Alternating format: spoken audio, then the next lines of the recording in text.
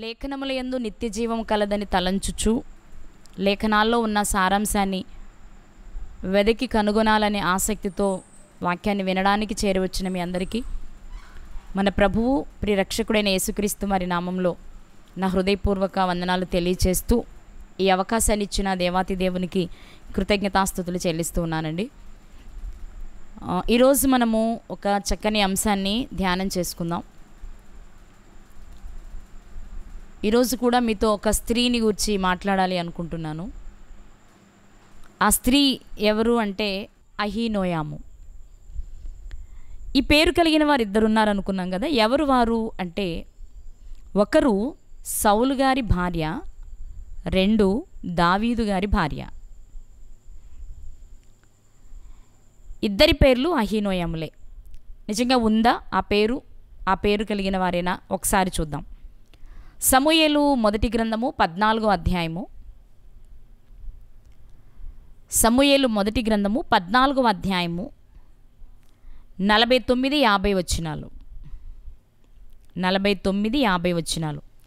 సౌలునకు పుట్టిన కుమారుల పేర్లు ఏమనగా యోనాతాను, ఇష్వి, మిల్కీషువా.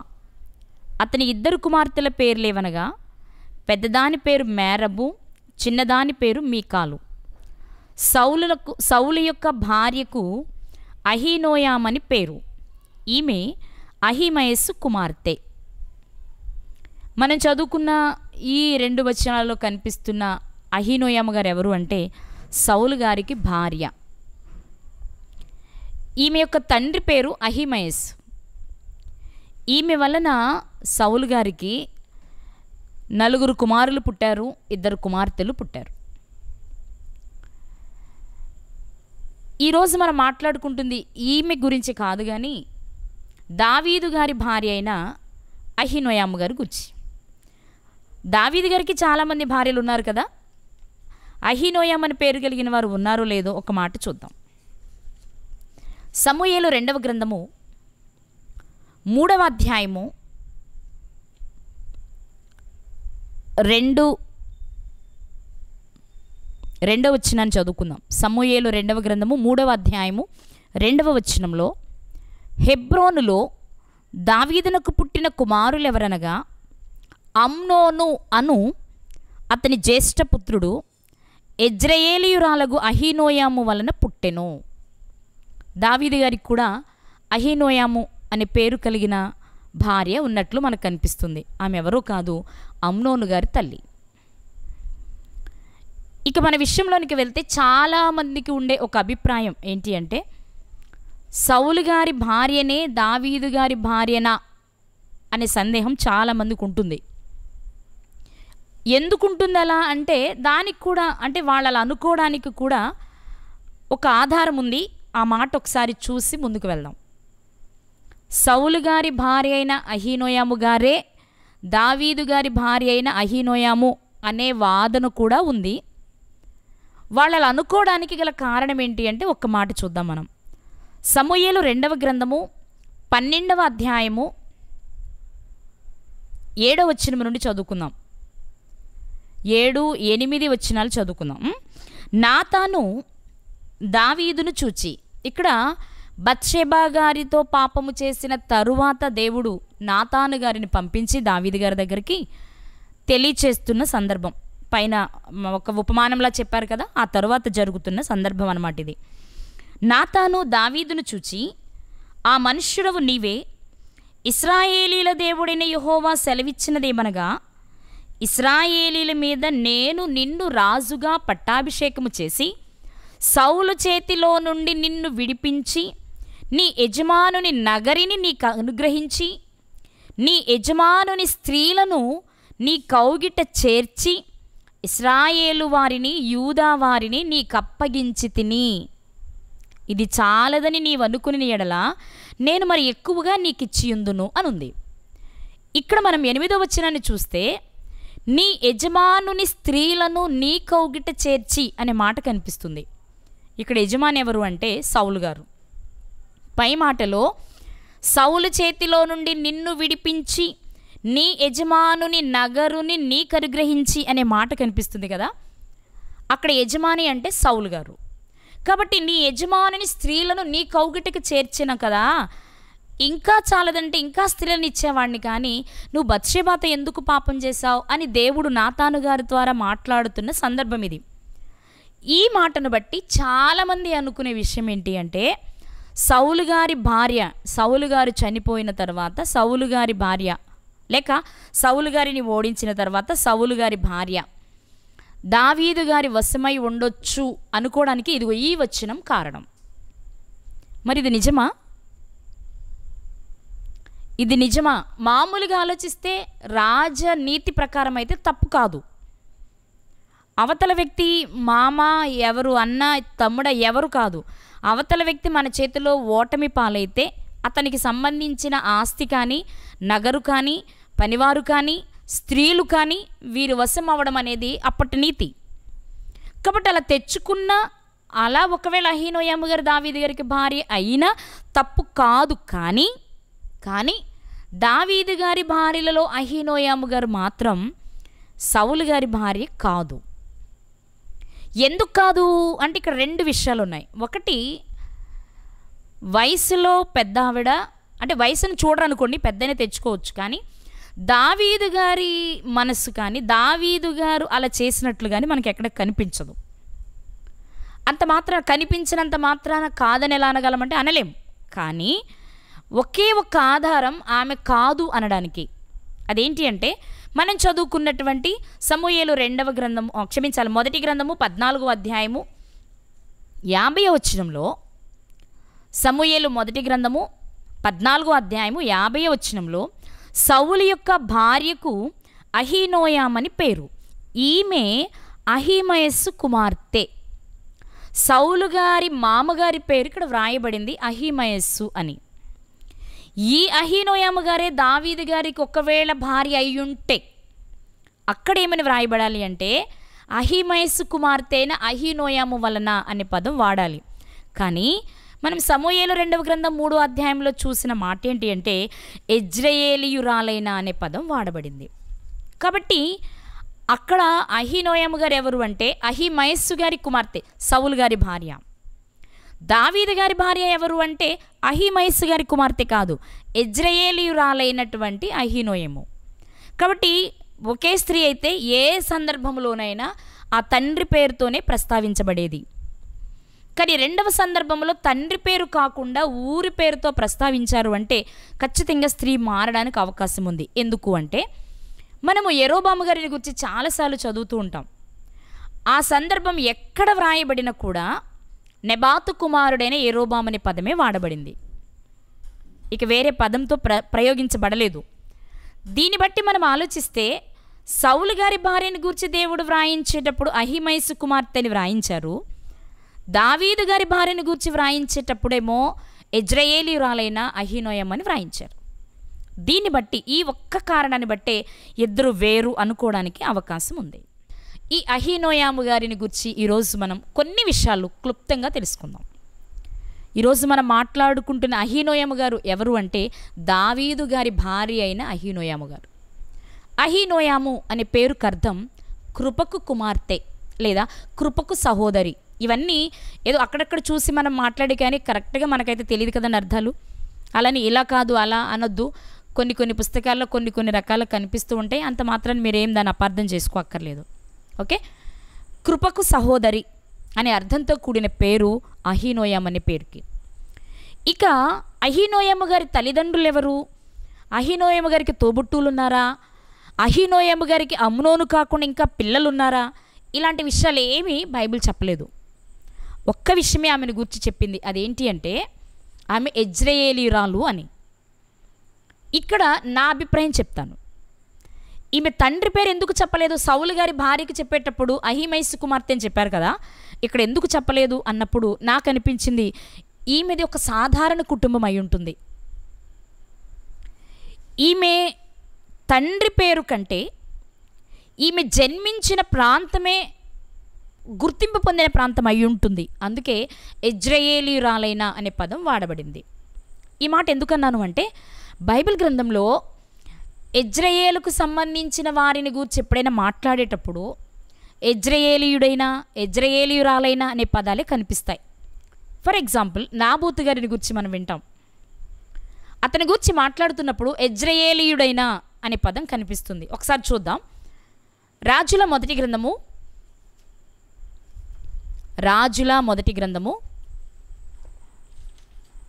21వ అధ్యాయము మొదటి వచనం. ఈ సంగతులైన తరువాత ఎజ్రయేలులో షోమ్రోను రాజైన అహాబు నగరును ఆనుకుని ఎజ్రయేలు వాడైన నాబోతునకు ఒక ద్రాక్ష తోట కలిగి ఉండగా. ఇక్కడ నాబోతు గారిని పరిచయం చేస్తూ కూడా దేవుడు తండ్రి పేరు చెప్పలేదు, ప్రాంతం పేరు మాత్రమే చెప్పారు. అది ఎజ్రయేలు. వాస్తవంగా ఎజ్రయేలు అనేది ఇశ్రాయేలీలకు ఒక ప్రత్యేకమైనది, గుర్తింపు పొందినది, మంచి పట్టణం. ప్రభు చిత్తమైతే దీని గురించి తర్వాత ఎప్పుడైనా మనం మాట్లాడుకుందాం. ఇప్పటికైతే ఎజ్రయేలు అనేది ఒక గుర్తింపు పొందిన ప్రాంతం. కాబట్టి అహీనోయాము గారి తండ్రి కంటే ప్రాంతానికి ఎక్కువ ప్రాచుర్యం ఉంది, ఎక్కువ మందికి తెలుసు. కాబట్టి ఆ పేరుతోనే దేవుడు పరిచయం చేయడానికి ఇష్టపడి ఉంటారు. ఇది నా అభిప్రాయం. ఇక అహీనోయాము గారు దావీదు గారికి ఎన్నోవ భార్య, ఎలా భార్య అనే విషయాలు కనుక మనం ఆలోచన చేస్తే, వాస్తవంగా దావీదు గారి జీవితంలో వ్రాయబడిన పేర్లు కొన్ని ఉన్నాయి భార్యలుగా, వ్రాయబడని పేర్లు కూడా ఉన్నాయి. చూద్దాం ఆ మాట కూడా ఒకసారి. ఎంతమంది భార్యలు ఆయనకున్నారు అని మనం చూస్తే, దినవృత్తాంతముల మొదటి గ్రంథము 3వ అధ్యాయము మొదటి నుండి చదువుకుందాం. దినవృత్తాంతముల మొదటి గ్రంథము 3వ అధ్యాయము మొదటి నుండి. దావీదునకు హెబ్రోనులో పుట్టిన కుమారులు ఎవరనగా, ఇదే మనం సమూయేలు 2వ గ్రంథం 3వ అధ్యాయంలో కూడా చదివాం. అదే మళ్ళీ ఇక్కడ చదువుతున్నాను నేను. ఎజ్రయేలీయురాలైన అహీనోయామునకు పుట్టిన అమ్నోను జ్యేష్ఠుడు, కర్మేలీయురాలైన అబీగైలునకు పుట్టిన దానియేలు 2వ వాడు, గెషూరు రాజైన తల్మయి కుమార్తె అయిన మైకాకు పుట్టిన అబ్షాలోము 3వ వాడు, హగ్గీతు కుమారుడైన అదోనియా 4వ వాడు, అబీటలు కనిన షెఫట్య 5వ వాడు, అతని భార్య అయిన ఎగ్లా కనిన ఇత్రేయాము 6వ వాడు. ఇక్కడ అహీనోయాము, అబీగయిలు, మయక, హగ్గీతు, అబీటలు, ఎగ్లా అనే స్త్రీలు మనకు కనిపించారు. 6 స్త్రీలు కనిపించారు, 6 కుమారులు కనిపించారు. ఈ పేర్లలో బత్షెబా గారి పేరు లేదు. ఈ పేర్లలో అంటే నేను చదివి కిందకు వస్తే బత్షెబా గారి పేరు ఉంటుంది, అక్కడ లేరు. అలాగే దావీదు గారికి చివరి దశలో వెట్ట కలిగించడానికి వచ్చిన అభిషగు గారి పేరు కూడా లేదు. ఇంకా ఉపపత్నుల పేర్లు లేవు. దీన్ని బట్టి చూస్తే చాలామంది భార్యలు ఉన్నారు ఆయనకి. వారిలో ఒక స్త్రీ అహీనోయాము. అయితే ఈ అహీనోయాము గారు ఎప్పుడు భార్య అయ్యారు అంటే చాలామంది 2 అభిప్రాయాలు చెప్తారు. ఒకటి, మీకాలు గారి తర్వాత భార్యగా వచ్చారు అని. కాదు, అబీగైల తరువాత భార్యగా వచ్చారు అని చెప్తూ ఉంటారు. కాకపోతే ఎక్కువగా మనకి ఎక్కడ చూసినా ఎజ్రయేలురాలైన అహీనోయాము గారి పేరు తరువాతే అబీగైల్ గారి పేరు కనిపిస్తూ ఉంటుంది. కాబట్టి బహుశా మీకాలు గారి తరువాత అహీనోయాము గారు వచ్చుండొచ్చు అనేది ఒక అభిప్రాయం. ఇది నా అభిప్రాయం. ఎందుకంటే చాలా సందర్భాలలో దావీదు గారి భార్య పేర్లు, పిల్లల గురించే కదా, దావీదు గారి భార్యల గురించి చెప్పేటప్పుడు కూడా ముందుగా ప్రస్తావించబడిన పేరు ఏది అంటే అహీనోయాము గారి పేరే. ఒకసారి చూద్దాం ఆ మాట. సమూయేలు మొదటి గ్రంథము 30వ అధ్యాయము. సమూయేలు మొదటి గ్రంథము 30వ అధ్యాయము 5వ వచనం. ఇక్కడ దావీదు గారు సిక్లగులో కాపురం ఉన్నప్పుడు సిక్లగు మీద దాడి చేసి అమాలేకీలు ఇతరితర వాళ్ళంతా వచ్చి దాడి చేసి అక్కడ ఉన్నటువంటి అంటే దావీదు గారు లేరు అక్కడ, దావీదు గారి భార్యలను పిల్లలను తీసుకుని వెళ్ళిపోతూ ఉంటారు. ఆ సందర్భంలో వ్రాయబడిన భార్యల పేర్లు ఇక్కడ ఉన్నాయి. అక్కడ చూద్దాం. 30వ అధ్యాయము 5వ వచనం. ఎజ్రయేలీయురాలైన అహీనోయాము, కర్మేలీయుడైన నాబాలు భార్యయగు అబీగైలు అను దావీదు 2 భార్యలను చెరలోనికి కొంచుపోబడగా. దీన్ని బట్టి చూస్తే ఇలా ఇలా చూస్తే మనం ఎక్కడ చూసినా మొదటి పేరు అహీనోయమ్మ గారి పేరే కనిపిస్తుంది. ఒకటి. రెండు, జ్యేష్ఠ కుమారుణ్ణి అందించిన స్త్రీగా అహీనోయమ్మ గారు కనిపిస్తున్నారు. జ్యేష్ఠ కుమారుని అందించినంత మాత్రం ఆమె పెద్దదవ్వాలనేం లేదు. ఎందుకంటే ఆమెకు పిల్లలు లేటుగా పుడితే లేట్ అవుతుంది. కానీ ఇక్కడ ఎక్కువ శాతం ప్రతి సందర్భంలో కూడా దావీదు గారి భార్యల పేర్లలో మొదటి పేరు అహీనోయమ్మ గారి పేరే కనిపిస్తుంది. కాబట్టి ఈమె ముందొచ్చి ఉండొచ్చు అనుకోవాలి. అబిగేలు గారి కంటే ముందొచ్చి ఉండొచ్చు. అంటే ఎప్పుడొచ్చారు ఈమె భార్యగా అంటే ఒక మాట బైబిల్ ఏం చెప్తుంది అంటే, మనకు బాగా తెలుసు, గొల్యాతు మీదికి యుద్ధానికి వెళ్ళినప్పుడు సౌలు గారు చేసిన ప్రమాణం ఏంటి అంటే, ఎవరు గొల్యాతును ఓడిస్తారో వాళ్ళకి నా కుమార్తెనిచ్చి వివాహం చేస్తాను అన్నారు. 2, రాజ్యంలో శ్రేష్టమైన ఉన్నతమైన స్థానాన్ని ఇస్తాను అని చెప్పారు. అర్ధరాజ్యం ఇస్తాను, గుర్రం ఇస్తాను, చేనేస్తాను, ఇవన్నీ చెప్పారు కదా. ఇవి మనకు తెలిసిన విషయాలు.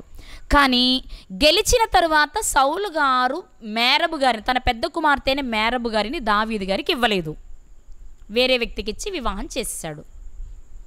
కాబట్టి ఆమెను, మేరబు గారిని దావీదు గారికి భార్యగానే చెప్పుకోం. భార్య అవ్వవలసింది కానీ అవ్వలేదు.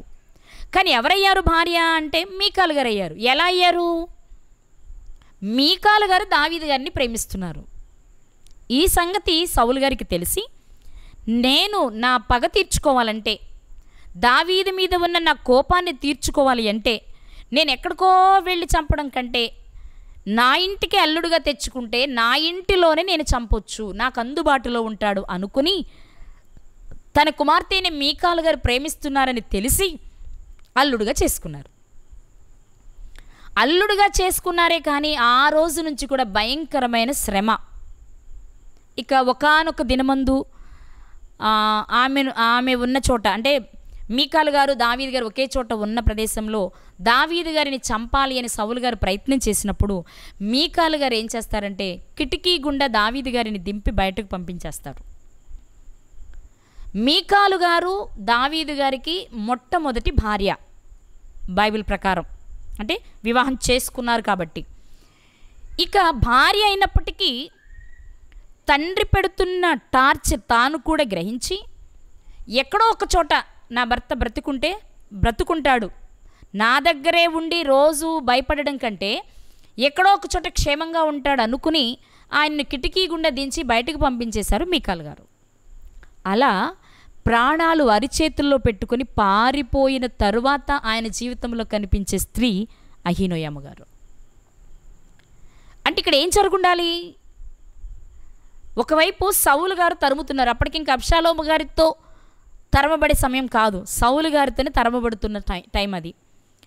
అలా తరమబడుతున్నప్పుడు చాలా ప్రేమించారు మీకాలు గారు ఆయన్ని. స్టార్టింగ్లో చాలా ప్రేమించారు. ఎవరైనా ప్రేమిస్తారు కదా. అందగాడ, రూపవంతుడు, ఆయన బలవంతుడు, శత్రువుని జయించగలిగిన వాడు. అప్పటి ఆ కాలంలో ఆ ఇశ్రాయేలు 12 గోత్రాలకు ఒక హీరో. కాబట్టి ఎవరైనా ఇష్టపడతారు దావీదు గారిని,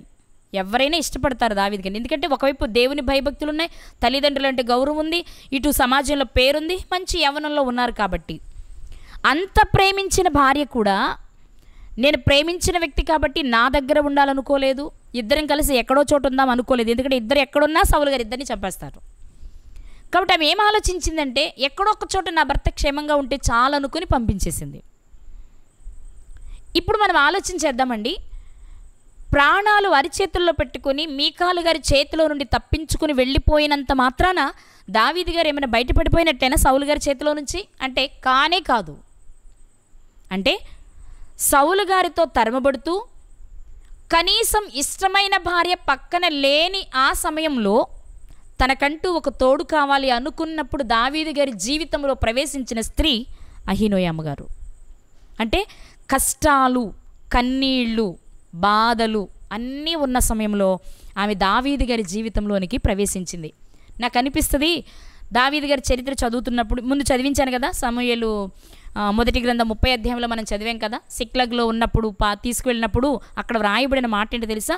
దావీదు గారికట ఏడవడానికి శక్తి లేనంత ఇదిగా అయిపోయారట. అంటే ఖచ్చితంగా అక్కడ భార్యలను ఎంత ప్రేమిస్తున్నారో, పిల్లల్ని ఎంత ప్రేమిస్తున్నారో మనకు అర్థమవుతుంది. నేను అనుకుంటాను ఆ టైంలో అహీనోయమ్మ గారి విషయంలో ఆయన అంతగా ఏడవడానికి కారణం ఏంటి అంటే కష్టాలను చూసి తెలిసి వచ్చిన భార్య అహీనోయమ్మ గారు దావీదు గారికి. అందం చూసో, శక్తిని చూసో, గొప్పతనాన్ని చూసో, పలుకుబడిని చూసో దావీదు గారి జీవితంలోనికి రాలి. అప్పటికి తెలిసింది ఏంటి అంటే ఆయన సౌలు గారి చేత తరమబడుతూ ఉన్నాడు. ఇటు తల్లిదండ్రుల దగ్గర లేడు, అటు పూర్తిగా దైవజనుడైన సమూయేలు గారి దగ్గర లేరు, అలాని కట్టుకున్న భార్య దగ్గర కూడా లేరు. ఒక సంచార జీవనాన్ని జీవిస్తూ, ఇంకా చెప్పాలి అంటే మానసికంగా నలిగిపోతున్న తరుణంలో ఆయన జీవితంలోనికి చల్లని మంచులా వచ్చిన స్త్రీ ఎవరు అంటే అహీనోయమ్మ గారు. ఇక్కడ మనం చెప్పుకోవచ్చు, దేవుడు ఏ ఉద్దేశంలో స్త్రీని చేశారో అందులో మొదటి ఉద్దేశాన్ని అనగా భర్త విషయంలో చాలా సపోర్టుగా, సహాయంగా ఉన్నారు అహీనోయమ్మ గారు. ఎందుకు ఈ మాట అంటున్నాను అంటే దావీదు గారు అహీనోయమ్మ గారిని చేసుకున్నప్పటికీ మీకాలు గారి మీద మనసు మాత్రం పోలేదు. మరి 100 ముందోళ్ళు తెచ్చుకోవడం వల్ల జరిగిందా? మొదటిగా ఆయన జీవితంలో భార్యగా వచ్చారు కాబట్టా, లేక రాజకుమార్తె కాబట్టా, కారణాలేవో మనకు తెలియదు. కానీ చివరి స్టేజ్లో కూడా మరలా మీకాలు గారికి వేరే పెళ్ళయి పిల్లలు పుట్టి భర్త ఉన్నా సరే ఆమెను మరలా తెచ్చుకున్నారు అంటే దావీదు గారి మనసులో మీకాలు గారి స్థానం వేరనమాట. అలాంటి స్థానం ఉన్నట్లుగా ఏదో ఒక టైంలో అహీనోయమ్మ గారికి తెలియదంటారా? దావీదు గారికి మీకాలు గారి మీద అంత ప్రేమ ఉన్నప్పుడు ఏదో ఒక సందర్భంలో ప్రస్తావించకుండా ఉండరు కదా. ఎంత ప్రస్తావించినా ఏం జరిగినా అహీనోయమ్మ గారు మాత్రం తన భర్త అయిన దావీదు గారిని ప్రేమిస్తూ కష్టాలలో కూడా ఆయన అడుగుజాడలో నడిచిన స్త్రీగా మనకి ఇక్కడ కనిపిస్తారు. ఇక్కడ ఖచ్చితంగా మనకి 2 వ్యక్తులు గుర్తుకు రావాలి. వారెవరు అంటే ఒకటి శారా గారు, 2 రూతు గారు. 1 శారా గారు, 2 రూతు గారు పాత నిబంధనలో. ఇక క్రొత్త నిబంధనలో ఒక స్త్రీ కనిపిస్తారు. ఆమె ఎవరు అంటే యునికే గారు. అబ్రహాము గారు బయలుదేరినప్పుడు ఎక్కడికి వెళ్ళాలో తెలియదు. కష్టాలుండొచ్చు, కన్నీళ్ళుండొచ్చు, శ్రమ ఉండొచ్చు, తిండికి లేకపోవచ్చు, భయంకరమైన పరిస్థితి ఉంటుంది అనుకోవచ్చు, ఉండకపోనవచ్చు. కానీ ఉన్నా భరించడానికి ఇష్టపడి భర్తకు విధేయురాలై భర్త అడుగుజాడలో నడిచి వచ్చిన స్త్రీ శారా గారు. ఖచ్చితంగా అహీనోయమ్మ గారిని ఈ విషయంలో చెప్పొచ్చు, శారా గారికి కుమార్తె అని.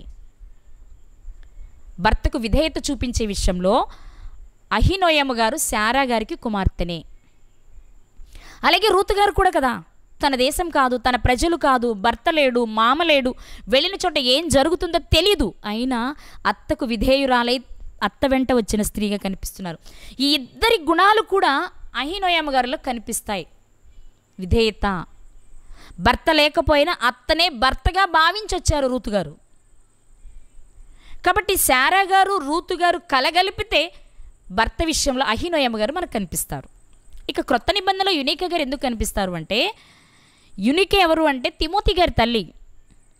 తిమోతి గారు పౌలు గారి దగ్గరికి ఎప్పుడు వచ్చారు అంటే, సువార్త పరిచర్యలో కష్టాలుంటాయని తెలిసి, శ్రమలుంటాయని తెలిసి, మరణమైనా ఉంటుందని తెలిసి ఇష్టపడి వచ్చారు తిమోతి గారు. ఇష్టపడి ఎందుకు వచ్చారు అంటే తల్లి పంపింది కనుక, ముందు తల్లి నేర్పింది కనుక. ఆవిడ నేర్పారు కాబట్టి వాటిని అలవరుచుకున్న వ్యక్తిగా తిమోతి గారి జీవితంలో మనకు కనిపిస్తారు. తిమోతి గారికి పత్రిక రాస్తూ పౌలు గారే చెప్తారు, నువ్వు ఏ పరిస్థితుల్లో నా దగ్గరకు వచ్చావో తెలుసు కదా తిమోతి, నేను అక్కడ లుస్త్రలో, దెర్బేలో నేను పొందిన శ్రమలను చూసి నువ్వు నా దగ్గరకు వచ్చిన వాడవు అంటే తల్లి పంపించారు. కాబట్టి కష్టాలు ఉన్నాయని తెలిసి, ఉంటాయని తెలిసి, కష్టాలు ఉంటేనే వెళ్ళాలి అని నేర్పిన తల్లి యునికే గారు. అదే పరిస్థితి ఇప్పుడు మనకు అహీనోయమ్మ గారిలో కనిపిస్తూ ఉంటుంది. ఎందుకంటే కష్టాలలో ఉన్నారని తెలిసి దావీదు గారు భార్యగా వచ్చిన స్త్రీ ఆమె. ఉంటే ఎక్కడో చోట ప్రశాంతంగా ఉండాలి, కానీ ఇలా అడవి పట్టుకుని, అరణ్యాలు పట్టుకుని తిరిగే వ్యక్తికి నేను భార్య ఏంటి అనుకోలేదండి అహీనోయమ్మ గారు. ఒకవేళ తల్లిదండ్రులు చెప్పారో, లేకపోతే దావీదు గారి పరిస్థితిని చూశారో, లేక ఆమెకు అలాంటి పరిస్థితులు అంటే ఇష్టమో మనకు తెలియదు, కానీ కష్టాలు ఉంటాయని తెలిసి దావీదు గారిని వివాహం చేసుకున్న స్త్రీ. దావీదు గారి ప్రతి కష్టంలో, దావీదు గారి ప్రతి బాధలో ఆమె వెన్నంటే ఉన్నారు. అంటే స్త్రీని దేవుడు ఎందుకు పుట్టించారు అన్నప్పుడు భర్తకు సాటి అయిన సహాయముగా ఉండాలి అని అందులో 100% పనిచేశారు అహీనోయమ్మ గారు. అంటే దేవుడిచ్చిన 2 బాధ్యతలలో ఒక బాధ్యత 100% నెరవేర్చారు అహీనోయమ్మ గారు. అదే భర్తకు లోబడి ఉండడం, భర్తకు విధేయత కలిగి ఉండడం. మంచిది. మరి దేవుడు స్త్రీకి ఇచ్చిన రెండవ ఆజ్ఞ ఏంటి అంటే, నీ పిల్లలకు వాక్యాన్ని నేర్పమని కదా. మనం ద్వితీయోపదేశకాండం 6వ అధ్యాయం 4 నుండి చదువుకుంటాం కదా. నీ ఇంట కూర్చున్నప్పుడు, త్రోవన నడుచున్నప్పుడు, పండుకొన్నప్పుడు, లేచినప్పుడు, ఎప్పుడు చూసినా మీ పిల్లలకు అదే నేర్పమని చెప్పారు కదా.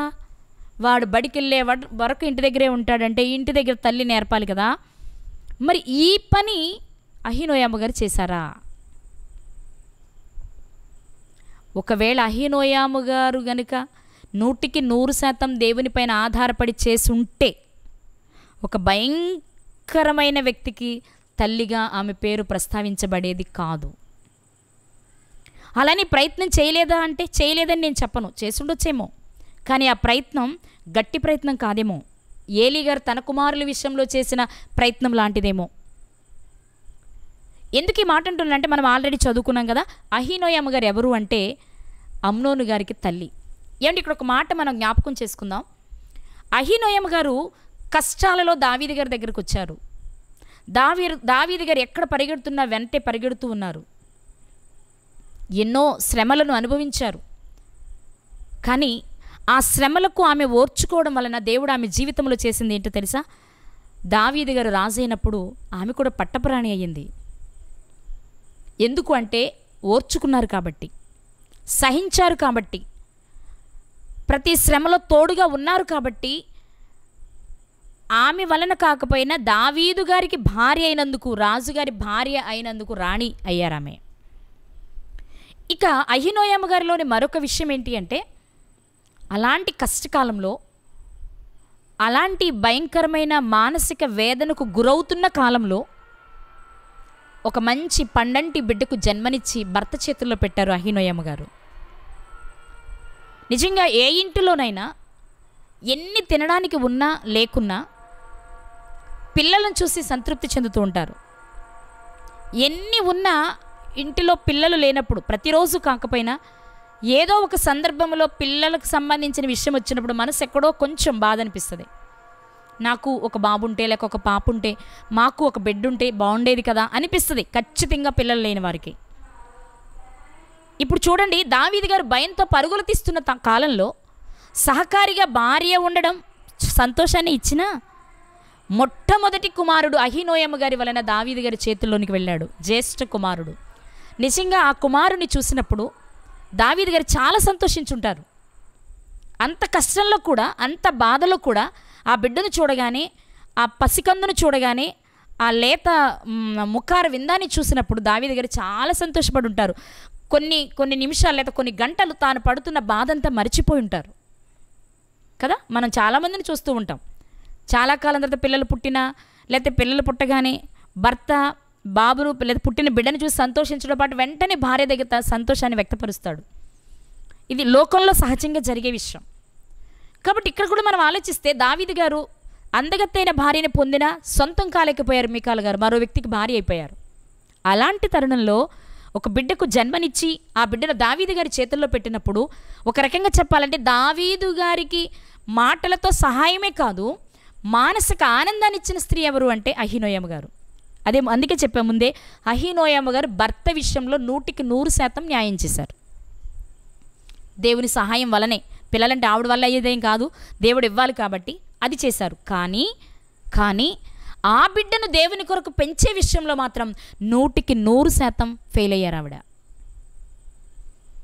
జ్యేష్ఠ కుమారుడు, ఈ మధ్యలోనే మనం మాట్లాడుకున్నాం కదా, దేవుడు అవకాశం ఇస్తే చేజార్చుకుంటే ఎలా ఉంటుంది అని నేర్చుకున్నప్పుడు అందులో జ్యేష్ఠత్వాన్ని గురించి మాట్లాడుతూ 4 వ్యక్తులు మాట్లాడుకున్నాం. అందులో ఒక వ్యక్తి అమ్నోను గారు.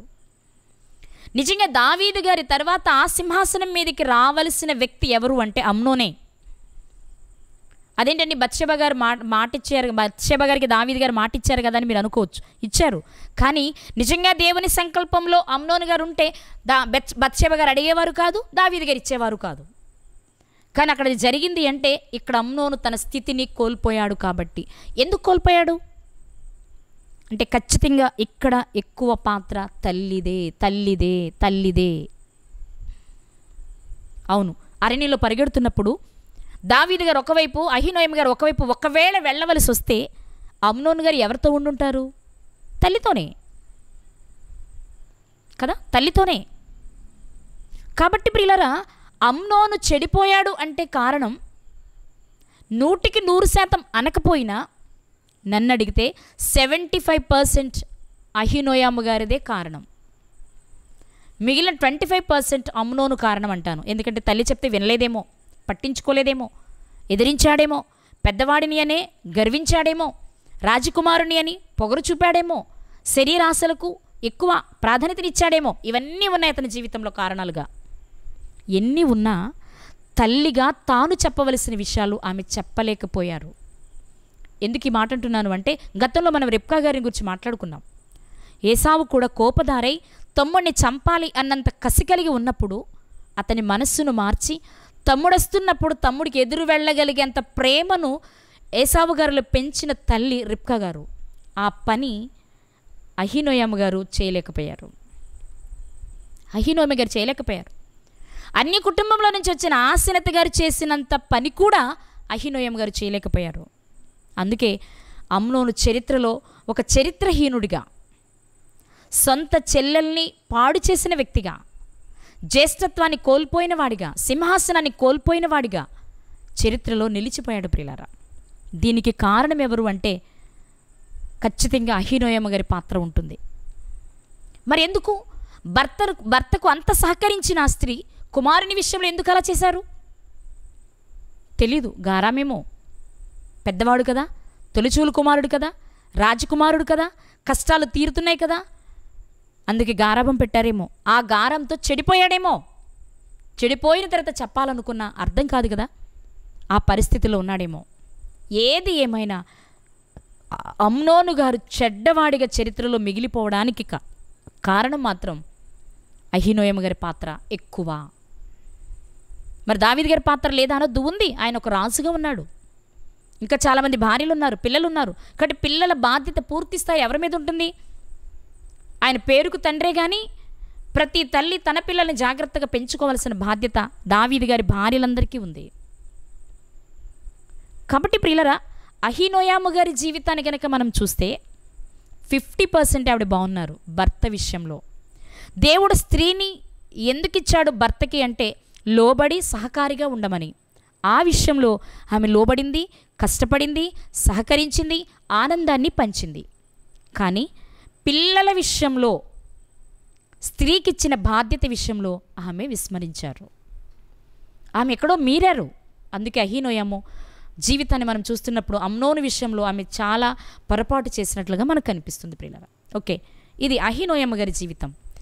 ఇది ఈ రాత్రి మనం ఎందుకు మాట్లాడుకుంటున్నాము అంటే, మనకి ఈ బాధ్యత దేవుడు ఇచ్చారు. శరీరపరంగా బాగా వినాలి మీరు. శరీరపరంగా భర్తకు లోబడి, భర్తకు సలహాలిస్తూ, భర్తకు సేవ చేస్తూ, భర్త చేసే పనిలో పూర్తి సహకారాన్ని అందించి నిజమైన సహకారి అనిపించుకోవాలి స్త్రీ. ఇన్ ద సేమ్ టైం సువార్త పనిలో కూడా సహకరించాలి. ఇంకా చెప్పాలంటే ఇదే ప్రాముఖ్యం. వ్యక్తిగతంగా భర్తకు విధేయురాలై భయపడుతూ చాలా జాగ్రత్తగా ఉండడం ఎంత ముఖ్యమో, దేవునికి లోబడి, దేవునికి భయపడి సువార్త పరిచర్యలో భర్తకు సహకారులుగా ఉండాలి భార్యలు. అదొక్కటి మాత్రం చేయమండి అంటే కుదరదు. నీ భర్త దైవజనుడైతే నీ మీద ఇంకా ఎక్కువ బాధ్యత ఉంది అని అర్థం. ఒకవేళ దైవజనుడు కాకపోయినా, అంటే సువార్త ప్రకటించకపోయినా, అతని సువార్త ప్రకటించేలా నేర్పించి సహకరించి సువార్త పరిచర్యలో మీ ఇద్దరు ఉండడం అనేది చాలా ప్రాముఖ్యం. ఇక 2, పిల్లల్ని కనడమే కాదు, ఆధ్యాత్మికంగా పిల్లల్ని కనాలి. శిశు ప్రసూతి అంటే భౌతికంగా మాత్రమే కాదు, ఆధ్యాత్మికంగా పిల్లల్ని కనాలి. మీ ఇద్దరు కలిసి ఇక కన్న ఆ పిల్లలను కూడా దేవునిలో పెంచాలి. అంటే ఒక స్త్రీ భౌతికంగా అంటే లోక సంబంధంగా భర్తకు లోబడాలి, పిల్లల్ని కనాలి, పిల్లల్ని దేవునిలో పెంచాలి. అప్పుడే పరిపూర్ణమైన స్త్రీ. అలాగే భర్తకు లోబడినట్లుగా దేవునికి లోబడాలి, భర్తకు లోబడినట్లుగా శిరస్సుకు లోబడాలి, భర్తకు లోబడినట్లుగా సంఘం అనే శరీరమైన మనము శిరస్సైన క్రీస్తుకు లోబడి ఉండాలి. అలా లోబడి సువార్త పరిచర్యలో సహకరించాలి. సువార్తను ప్రకటిస్తూ అనేక మంది పిల్లల్ని కనాలి. కన్నా పిల్లలు ఎలా ఉన్నారో చూసుకుంటూ వారికి అవసరమైనప్పుడు అవసరమైన వాక్యాన్ని ప్రకటిస్తూ వారిని దేవునిలో పెంచాలి.